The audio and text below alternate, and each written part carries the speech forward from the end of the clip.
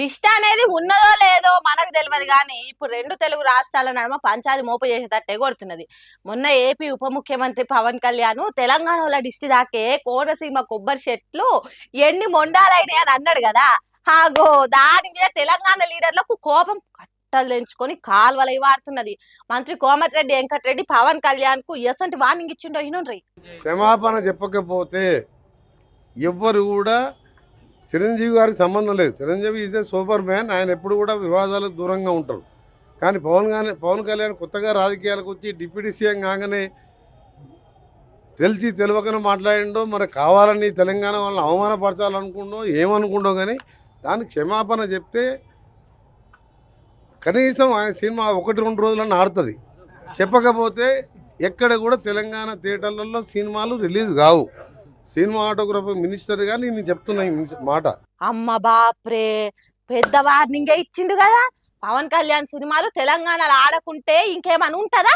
Benefit షోల పేరుతోని ఇంతో కొంత పైసలు వచ్చేది తెలంగాణలో ఉన్న హైదరాబాద్ లని. ఆ సొంటిది పవన్ కళ్యాణ్ సినిమాలు ఆడనియకుంటే ప్రొడ్యూసర్ల జేబులకు షిల్లులు పడుడు తప్పది. మళ్ళీ ఎవరో కాదు చెప్పింది, cinematography minister Komatireddy Venkatareddy sir చెప్తున్నాడంటే గట్టి వార్నింగ్ అన్నట్టే కదా. ఇక బస్సుల మంత్రి పొన్నం ప్రభాకర్ సార్ అయితే మాటలతోనే కొట్టిండు పవన్ కళ్యాణ్. తెలంగాణ తుఫాన్లో మునుగుతుంటే కూడా మేము ప్రకృతి అనుకుంటున్నాం తప్ప ఆంధ్ర ప్రజల తప్పు పడతలేదు. ఎక్కడో కోనసీమలో కొబ్బరి చెట్టు ఎండిపోతే ఆంధ్రలో ప్రాతినిధ్యం వహిస్తున్న ఉప ముఖ్యమంత్రి తెలంగాణ వల్ల దృష్టి కలిగిందంటే ఆయన వివేకవంతుడు అవివేకవంతుడో నాకు తెలియదు. చూసిండ్రా, గిచ్చి గిచ్చినట్టే తోలు ఊసిపోయేటట్టు చెవులు విండినంత పని చేసిండు పొన్నం ప్రభాకర్. అక్కడెక్కడో చెట్లు ఎండిపోతే మమ్మల్ని దృష్టి కలిగిందని నిందిస్తే ఇది తెలంగాణ పౌరులకు అవమానం. వెంటనే ఉపసంహరించుకోవాలి, క్షమాపణ కోరాలి. భవిష్యత్తులో ఇటువంటి వివక్షపూరిత మాటలు మాట్లాడద్దు, విజ్ఞతగా వ్యవహరించు. ఉప ముఖ్యమంత్రి అయినా ఇంకా సినిమా నటుడు కాదు, కొంత బాధ్యతగా మాట్లాడు నేర్చుకోవాలని చెప్పి నేను ఈ సందర్భంగా కోరుతా ఉన్నా. అంతే కదా, ఉప ముఖ్యమంత్రి అంటే షోటా మోటా గల్లీ లీడర్ కాదనే సంగతి తెలవాలి. జరంత నాలుకను అదుపులో పెట్టుకొని మాట్లాడాలి కదా. తెలంగాణలో దిష్టి దాకుడైంది, కండ్లు మండుడైంది, మాట్లాడే ముంగట జరంత ఆలోచన చేయాలి కదా.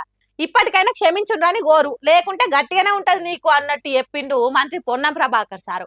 ఇక మాజీ మంత్రి శ్రీనివాస్ గౌడ్ సార్ అయితే పవన్ కళ్యాణ్ పతార మీద దెబ్బ కొట్టినంత పని చేసిండు. కమ్మ కాపు కులాలు ఏకం చేసి సినిమాల క్లైమాక్స్ తిరిగా కరెక్ట్ టైంకి వచ్చి క్రెడిట్ కొట్టేసినట్టు ఏపీకి ఉప ముఖ్యమంత్రివా నువ్వు మా తెలంగాణ గురించి మాట్లాడుతున్నావా, మా మీద ఎందుకు ఏడుస్తున్నావు అన్నట్టు గట్టిగానే వేసుకున్నాడు. ఇప్పటికైనా తెలంగాణ జనాన్ని మాఫ్ చేయండ్రి అని అడిగితే మంచిది, లేకుంటే ఈ లొల్లి సిలికి గాలివాన అయ్యేటట్టే ఉన్నది అని అంటుర్రు ఈ దిష్టి పంచాయతీ తెలిసిన పబ్లిక్.